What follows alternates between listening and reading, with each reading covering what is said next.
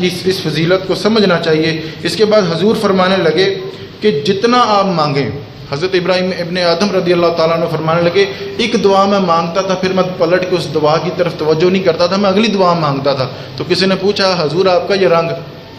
آپ فرمانے لگے رب سے نہ مانگے تو پھر کس سے مانگیں؟ رب سے نہ مانگیں تو پھر کس سے مانگیں؟ میری لسٹ بڑی لمبی ہے، آپ بھی اپنی لسٹیں لمبی کریں۔ آپ جاتے ہیں، مطلب میں اپنی بات کرتا ہوں، آپ تو درویش آدمی، میں اپنی بات کرتا ہوں، کبھی کسی دنیا دار کے پاس چلے گئے 10,000 دے دیں، 5,000 دے دیں، میری یہ مدد کر دی، میری یہ سفارش کر دی، تو اس سے تو آپ کا وقار گرتا ہے۔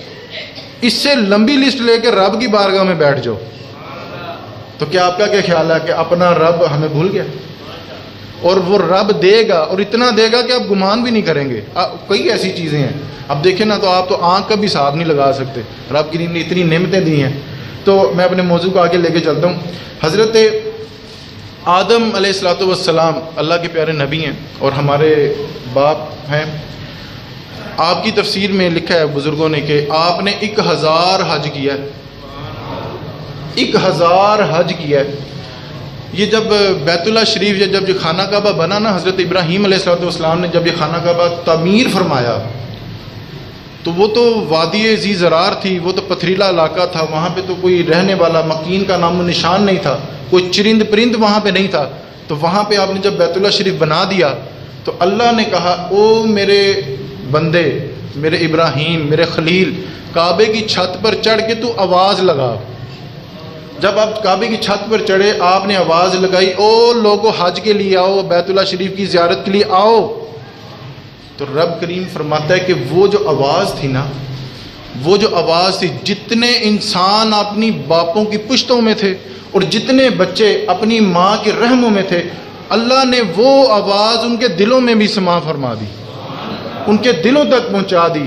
اور ہمارے مفسرین فرماتے ہیں کہ جتنے لوگوں نے جتنی دفعہ لبیک کہا تھا نا، رب کریم اتنی دفعہ یہ سعادت نصیب کرے گا۔ اگر ایک بندے نے 2 دفعہ لبیک کہا تھا تو وہ 2 دفعہ حج کرے گا، اگر کسی نے 1 دفعہ لبیک کہا تھا تو وہ 1 دفعہ حج کرے گا، اگر کسی نے 60 دفعہ کیا سی نا تو 60 دفعہ حج کرے گا۔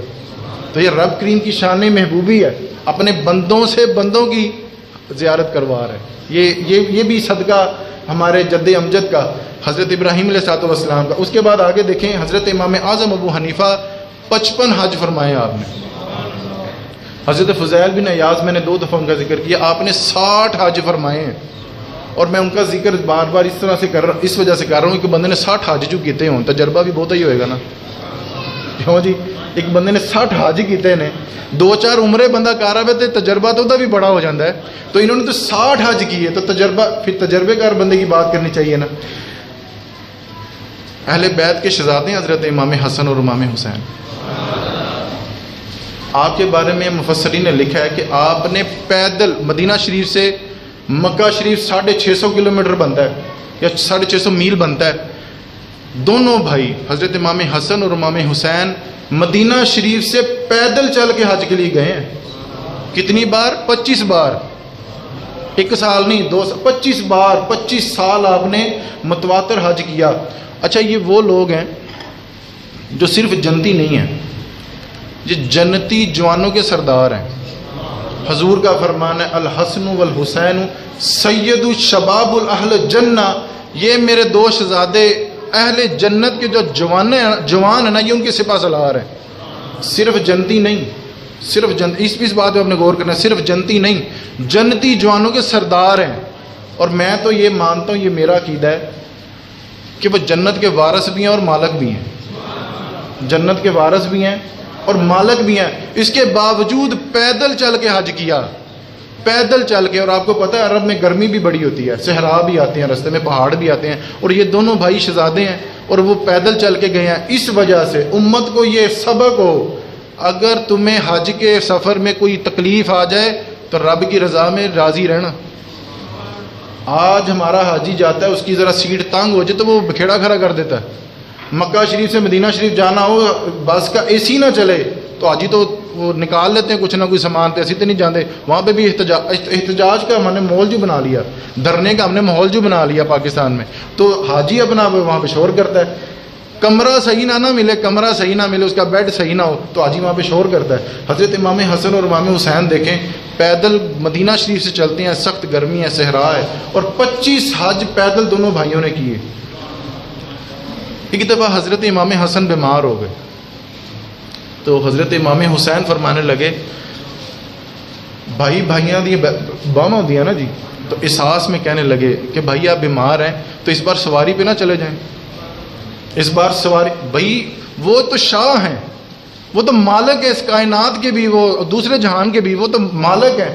تو وہ کہنے لگے، جب یہ حضرت امام حسن کی ذرا بات سنیں، آپ کہنے لگے جب مجرم عدالتوں میں جاتے ہیں نا، اوئے ہوئے آپ نے نہیں توجہ نہیں فرمائی، جب مجرم عدالتوں میں جاتے ہیں نا تو وہ سواریوں پہ نہیں جاتے، جب مالک کی بارگاہ میں حاضر ہوتے ہیں نا تو وہ سواریوں پہ اعزاز کے ساتھ نہیں جاتے۔ تو یہ میرا عاجزی ہے کہ میں رب کی بارگاہ میں پیش ہوں، یہ ان کا ذوق تھا، شوق تھا کہ ہم پیدل جائیں زیادہ۔ اب میں نے آپ کو پہلے بھی عرض کی کہ جو پیدل حج کرے تو ایک قدم پر 700 نیکی، تو حرم والی نیکی ملے گی 7 کروڑ نیکیاں ایک قدم پہ ملیں گی۔ تو یار ذرا کتنے قدم گنے ہوں گے انہوں نے جو مدینہ شریف سے چلے اور مکہ شریف پیدل آئے، تو کتنے قدموں، یار ویسے ہی وہ جنتی ہیں، لیکن یہ امت کی اصلاح کے لیے، امت کو یہ پیغام دینے کے لیے کہ اگر کوئی دوران سفر کوئی تکلیف آ جائے تو پریشان نہ ہونا۔ تو اس میں پھر ہمارے محبوب کریم علیہ الصلوۃ والسلام فرمانے لگے، اگر کوئی حاجی دوران سفر حج کے سفر پر نکلا، حضرت ابو ہریرہ کی یہ حدیث ہے، آپ راوی ہیں، حضرت ابو ہریرہ رضی اللہ تعالیٰ عنہ فرمانے لگے، میرے محبوب کریم علیہ الصلوۃ والسلام فرماتے ہیں، اگر کوئی مومن حج کے لیے سفر نکلا، حج کے لیے نکلا اور رستے میں اس کا انتقال ہو گیا، وہ فوت ہو گیا، تو حضور نے یہ مہر لگائی ہے، حضور فرمانے لگے قیامت تک اس کو روزانہ حج کرنے کا ثواب ملا جائے گا۔ وہ بندہ تو فوت ہو گیا، نامہ اعمال کا رجسٹر تو اب بند ہے۔ ہم کہتے ہیں نا کہ ہن نمازاں دا عمل ختم، زکوٰۃ کے وہ جو دفتر ہیں وہ ختم، اب تو بندہ فوت ہو گیا تو اگلے جہان ہے۔ یہاں پہ حضور فرمانے لگے یہ حج کی فضیلت ہے کہ وہ بندہ تو فوت ہو گیا، قبر میں چلا گیا، حضور فرمانے لگے روزانہ اس کو ایک حج کرنے کا ثواب ملے گا، اور وہ اسی حالت میں ہوگا۔ ایک اور میں آپ کو حدیث سناتا چلوں، بخاری مسلم ہے اور راوی ہیں اہل بیت کے شہزادے حضرت ابن عباس رضی اللہ تعالیٰ عنہ۔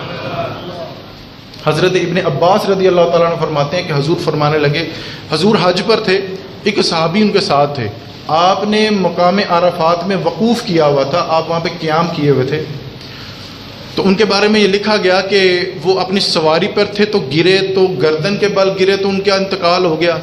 تو ایک روایت میں یہ آتا ہے کہ وہ جب گرے تو وہ سواری بد کی، تو وہ سواری کے وہ جب بد کی نا تو اس کے نیچے کچلنے سے تو ان کا انتقال ہو گیا۔ دونوں روایتیں موجود ہیں، یعنی کہ وہ احرام کی حالت میں تھے، وقوف کیا ہوا تھا، حضور کی صحبت میں تھے، تو ان کا انتقال ہو گیا۔ جب انتقال ہوا نا، اب اگلی بات ذرا سننے کے قابل ہے، جب انتقال ہوا نا تو صحابہ نے پوچھا حضور ان کے کفن دفن کا کیا سلسلہ کرنا ہے؟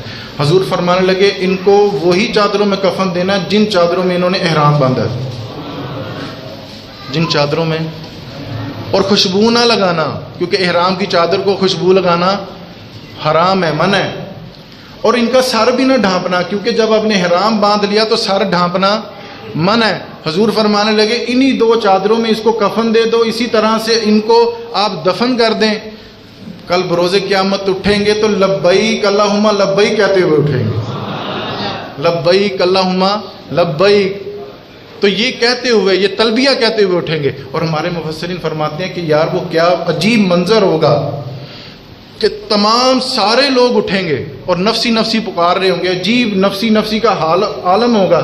وَإِذَا الْقُبُورُ بُعْثِرَتْ، اور جب وہ قبروں کو کورید کے باہر نکلیں گے، یہ واحد حاجی کی شان ہوگی جو بڑے آرام سے نکلے گا اور لبیک اللہم لبیک کہتا ہوا نکلے گا، سب کو اپنی اپنی پڑی ہوگی، اور یہ بڑے مطمئن ہو کے نا وہی 2 چادریں ہوں گی، اور اسی حالت میں یہ 2008-9 کی بات ہے شاید، تو وہ ایک کلپ میں نے دیکھا تھا کہ وقوف عرفات میں ایک حاجی کی موت واقع ہوئی، تو وہ اتنے حاجی تھے، وہ جب حج کے باہر چلے گئے تو وہ جب سعودی گورنمنٹ نے جا کے وہ سارا علاقہ دوبارہ اس کو رینیو کرتے ہیں، تو 3 ماہ کے بعد ایک لاش ملی حاجی کی، بدن پر احرام کی چادریں بھی ویسی، 3 ماہ ہو گئے نے، اور وہ حاجی کی لاش وہیں پہ ہے اور وہی 2 چادریں اس نے باندھی ہوئی ہیں. اور وہ جب انہوں نے ویڈیو بنائی, وہ سعودی گورنمنٹ کے جو اپنے بندے تھے, عملہ تھا, وہ کہنے لگا یار اس طرح سے لگتا تھا جیسے یہ سویا ہوا ہے, چہرہ بھی تر و تازہ. اور میں یہ کہتا ہوں کہ حاجی اگر قبر کے باہر اتنا تر و تازہ ہے نا, تو قبر میں بھی اتنا ہی تر و تازہ ہوگا, قبر میں بھی اتنا ہی تر و تازہ. تو یہ حاجی کی یہ شان ہے, یہ حاج کی فضائل ہیں جو حضور نے ہم تک پہنچائے. وقت میرا تھوڑا رہ گیا, آخری بات کر کے پھر میں آپ سے اجازت چاہوں گا.